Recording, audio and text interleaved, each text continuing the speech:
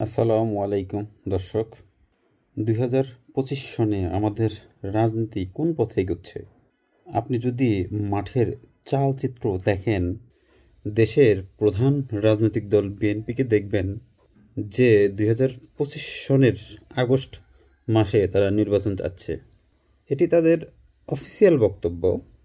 আর মনে মনে তারা দাবি জানাচ্ছে, চিন্তা করতেছে, প্রতিজ্ঞা করছে এবং তারা প্রস্তুতি নিচ্ছে যে কোনো মূল্যে 2025 সালের ডিসেম্বরের মধ্যে জাতীয় নির্বাচন হতে হবে। এবং এই সরকার যদি গড়িমসি করে, এই সরকারের বিরুদ্ধে আন্দোলন সংগ্রাম যা কিছু করা দরকার সব কিছু বিএনপি করবে। দ্বিতীয় যে দৃশ্য সেটি হচ্ছে, বিএনপির বিপরীতে যে সকল রাজনৈতিক দল রয়েছে, ছোট বড় সবাই, তারা সকলেই ডক্টর মোহাম্মদ ইউনূসকে একটা নির্দিষ্ট সময় দিতে চাচ্ছে। বলা হচ্ছে সেটা যৌক্তিক সময়। এবং আরেকটা বিষয় বলা হচ্ছে, সরকার যে সকল সংস্কারের কাজগুলো হাতে নিয়েছে, এগুলো কার্য সম্পাদন এবং অন্যান্য যা কিছু আছে এটি তারা করবে। এবং এ সকল কাজ করার পরে যখন উপযুক্ত সময় আসবে তখন তারা নির্বাচন দেবে। বিএনপির বাইরে যে সকল দল, মানে ছোট বড় যে সকল দল আছে, সবাই এক বাক্যে এই কথাই বলছে মূলত আজকে পর্যন্ত।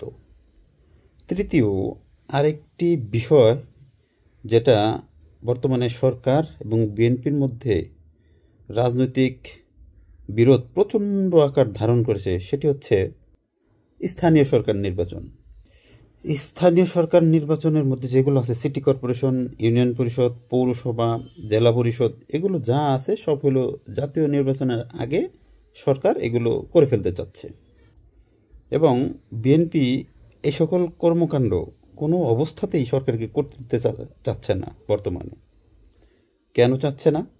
এবং 2025 সালে রাজনীতি কেন ভয়ঙ্কর পরিস্থিতি সৃষ্টি হতে পারে, এবং সেটা 1/11 যে হয়েছিল বাংলাদেশে 2007 সনে, সেটার চেয়ে ভয়ঙ্কর কিছু হতে পারে, সেটা কেন আশঙ্কা করছি সে বিষয় নিয়ে আলোকপাত আমরা আজকে করব। তার আগে 1/11 যে প্রেক্ষাপট খুব সংক্ষেপে আপনাদেরকে স্মরণ করিয়ে দিতে চাই।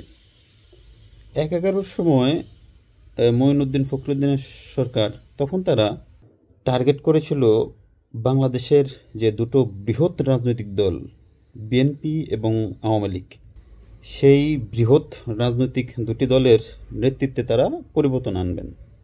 সেই দুইটি দলের মধ্যে যে পরিবার প্রথা, জিয়া পরিবার এবং শেখ পরিবার, এদের মধ্যে বিভাজনের তৈরি করে তারা দুইটি নতুন রাজনৈতিক দল আনবেন, সেটা অবশ্যই আওয়ামী লীগ বিএনপি নেতৃত্বের পরিবর্তন আনবেন তারা। এর মাধ্যমে তারা এই দুটো পরিবারকে রাজনীতি থেকে নির্বাসনে পাঠিয়ে দেওয়া হবে। আরও যদি স্পষ্ট করে বলি, শেখ হাসিনা, খালেদা জিয়া মাইনাস, এটাই ছিল -2 থিওরি।